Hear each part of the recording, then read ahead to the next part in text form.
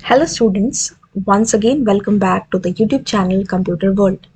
Today in this video we are going to discuss the important questions of the topic Stack as a List for class 12 Computer Science with Python. And we are going to discuss the coding questions which are based on the push and pop operations of 3 marks. So let us start with the video. The first question says a dictionary contains the names of some cities and their population in crores. Write a Python function push stack comma data, these are its parameters, that accepts any empty list which is the stack and the data which is a dictionary and pushes the names of those countries onto the stack whose population is greater than 25 crores. हमें एक Python के अंदर एक function create करना है push. देखिए student, stack के अंदर दो ऑपरेशंस या दो से ज़्यादा भी ऑपरेशंस हम कर सकते हैं, बट मेनली जो दो ऑपरेशंस होते हैं वो होता है पुश, यानी कि स्टैक में हम एलिमेंट को इंसर्ट करा रहे हैं, और एक होता है पॉप, स्टैक में से एलिमेंट को डिलीट कराना. ठीक है. और जब हमारे स्टैक में एलिमेंट कैपेसिटी से ज़्यादा हो जाते हैं, यानी कि स्टैक फुल है और हम उसमें और डालने का ट्राई कर रहे हैं, that condition is known as overflow. और जब हमारी स्टैक एम्प्टी है, उसमें से हम निकालने की कोशिश कर रहे हैं again, that is known as underflow. ठीक है. स्टैक में से जो भी हमारी इंसर्शन या डिलीशन होती है वो सिर्फ एक एंड पे होती है, जिसे हम कहते हैं टॉप ऑफ द स्टैक. ठीक है. That is known as top of the stack. बात करते हैं क्वेश्चन की. हमें यहाँ पे एक पुश नाम का फंक्शन क्रिएट करना है. सपोज हमारी जो डिक्शनरी है उसके अंदर ये डेटा है. ठीक है. India, USA, Russia, Japan dictionary के फॉर्म में डेटा है, साथ में इनकी पॉपुलेशन है इन करोड्स. सो जो पुश फंक्शन होगा उसमें क्या आना चाहिए, स्टैक के अंदर क्या होना चाहिए, India and USA. Because India और यूएसए की जो पॉपुलेशन है वो मोर देन 25 करोड़ है. रशिया और जापान की या तो इक्वल टू 25 है या लेस देन 25. ठीक है. इस क्वेश्चन को जब हम फॉर्म करेंगे, def push stack and data. This way we have created the function. Now in the function we are having one is our dictionary whose name is data, and one is stack which is an empty list. So we have to take stack as an empty list and we have to take data as our dictionary.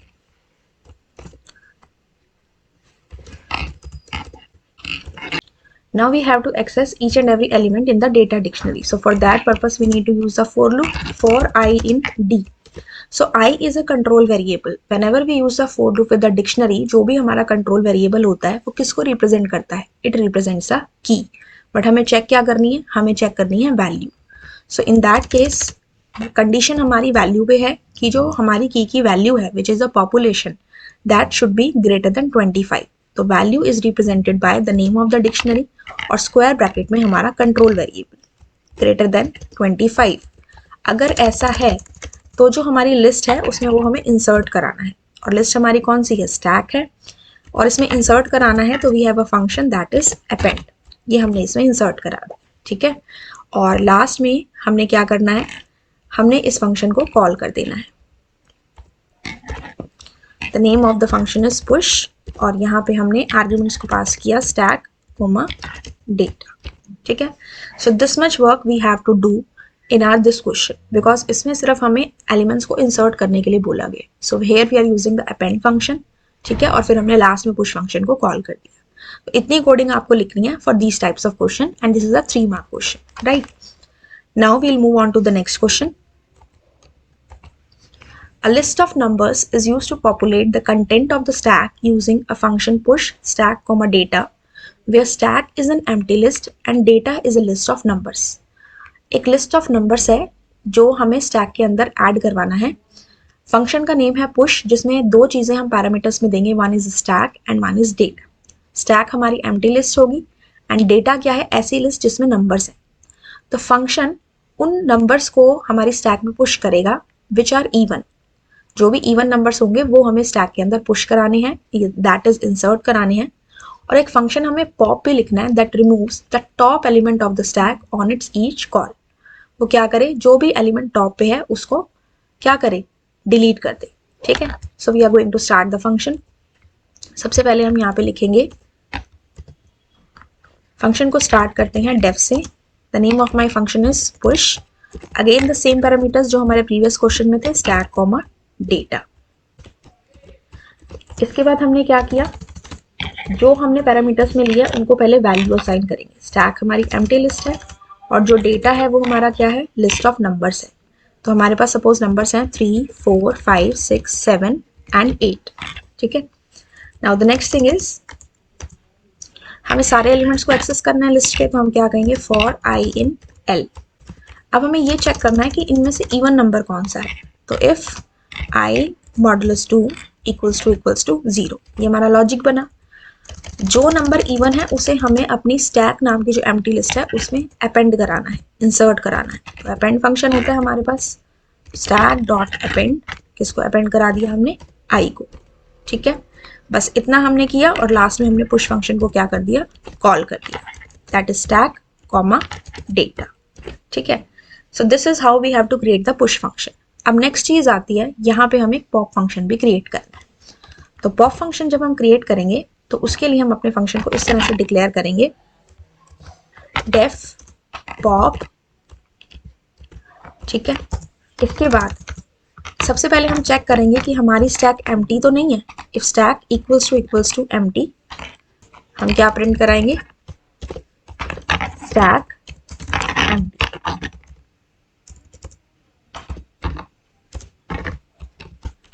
Now अगर ये नहीं है, अगर हमारी stack empty नहीं है, it means उसमें कुछ एलिमेंट्स हैं, तो हम कहेंगे else print stack dot pop. List के अंदर से एलिमेंट को डिलीट कराने के लिए हमारे पास जो फंक्शन होता है दैट इज पॉप फंक्शन। और भी फंक्शंस होते हैं बट जनरली हम पॉप फंक्शन का यूज करते हैं, और इंसर्ट कराने के लिए हम इसमें अपेंड फंक्शन का यूज करते हैं, और लास्ट में हम पॉप फंक्शन को क्या करा देंगे, कॉल करा देंगे। अंडरस्टूड। आप पुश और पॉप फंक्शन को दोनों के फंक्शन की बॉडी करके भी लास्ट में आप उन्हें कॉल करा सकते हैं। ठीक है, so this is how you have to solve this question, right? So our next question is, a list contains the following record of a student which consists of the elements student name, class, section and mobile number.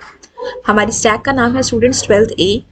We need to perform two functions in it, that is push element and pop element. push element function के अंदर हम उन students के name और mobile number को push करेंगे, that is insert करेंगे, those who belong to class 12th and whose section is A.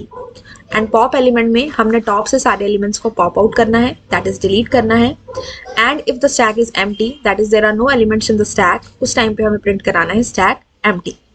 अब 12th ए नाम की जो स्टैक रहेगी that will be our empty list.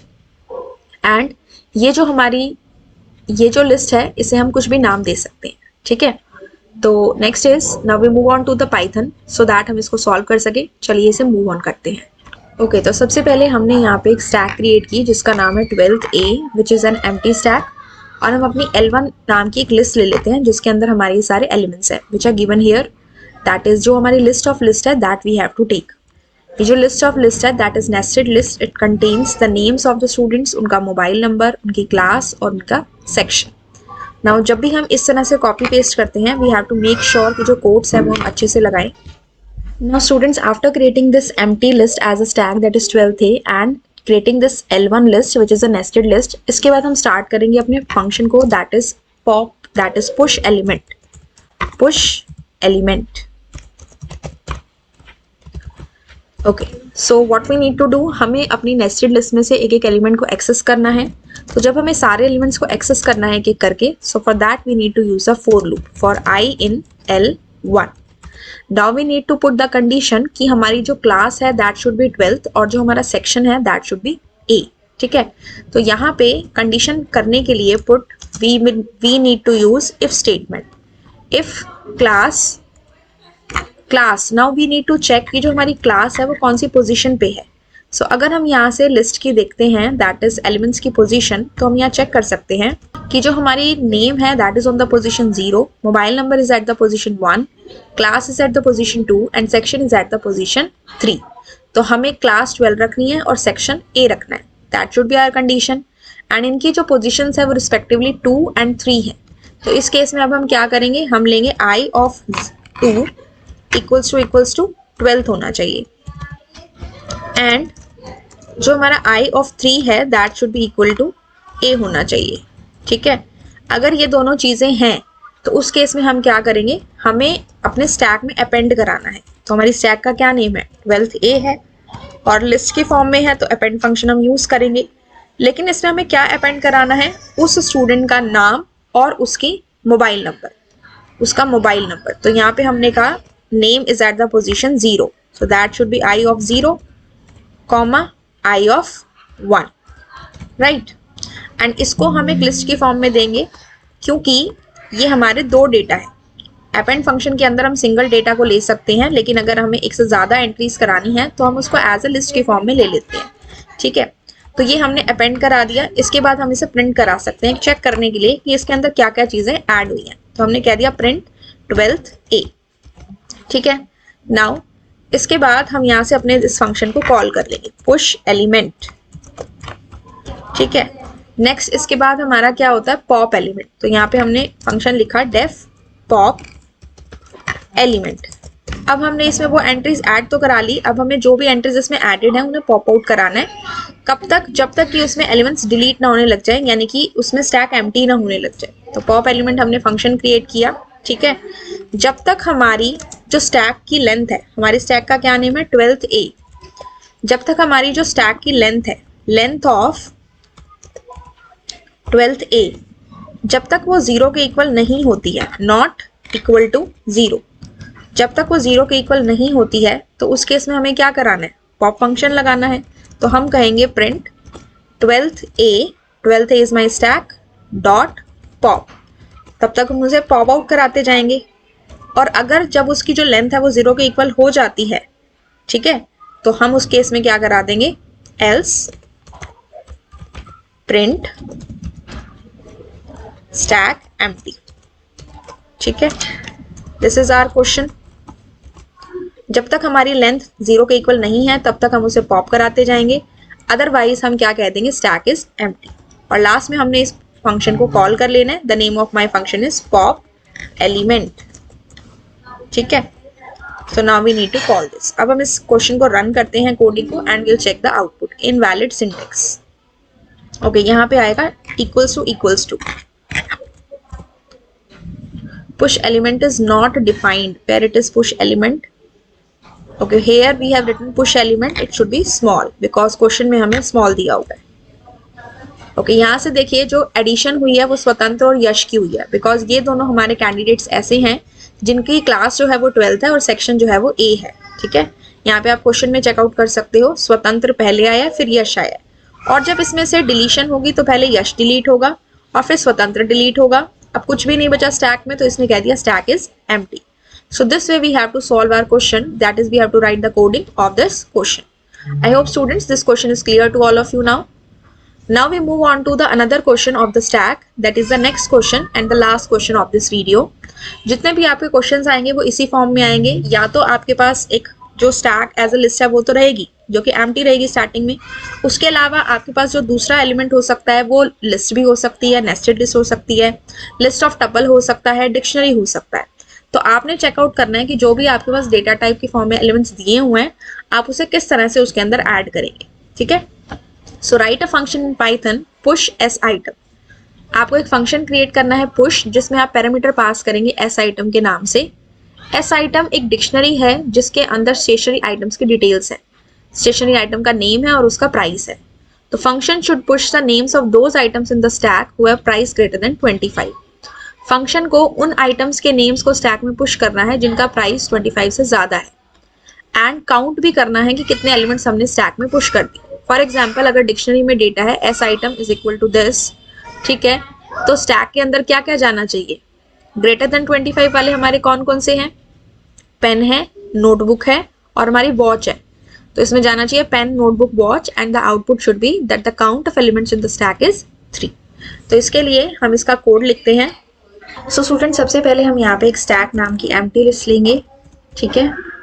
उसके बाद हमने अपनी एक लिस्ट लेनी है, the name of my list is S item, ठीक है। और डिक्शनरी के अंदर जो भी हमारे कंटेंट्स हैं हम यहाँ से उसे कॉपी पेस्ट कर देंगे, राइट, कंट्रोल C, एंड यहाँ पे हम करेंगे कंट्रोल V। अब यहाँ पे जो भी डबल कोट्स हैं उसे हम चेंज कर देंगे so that it comes in green colour, because यहाँ पे पाइथन के अंदर हमें चेक करना पड़ता है कि कोट्स वो सही से ले रहा है या नहीं ले रहा है, ठीक है। कई बार उसमें यूनिकोड का एक एरर आ जाता है, so we need to check that thing, ठीक है। जैसे कि यहाँ पे ब्लैक कलर में आ रहा है तो हम इसे खुद से टाइप कर देंगे, so it will come find that, ठीक है। इसके बाद ये हो गया हमारा। इसके बाद नेक्स्ट हम आते हैं, हम यहाँ पे अपना फंक्शन क्रिएट करेंगे and the name of my function is push, जहाँ पे हम अपने पैरामीटर में पास करेंगे हमारी डिक्शनरी का नाम, दैट इज एस आइटम, ठीक है। अब हमें चेक करना है कि हमारे कौन कौन सी ऐसी स्टेशनरी आइटम हैं जिनका जो प्राइस है वो ग्रेटर देन 25 है। तो हमें सारी कीज को एक एक करके एक्सेस करना पड़ेगा।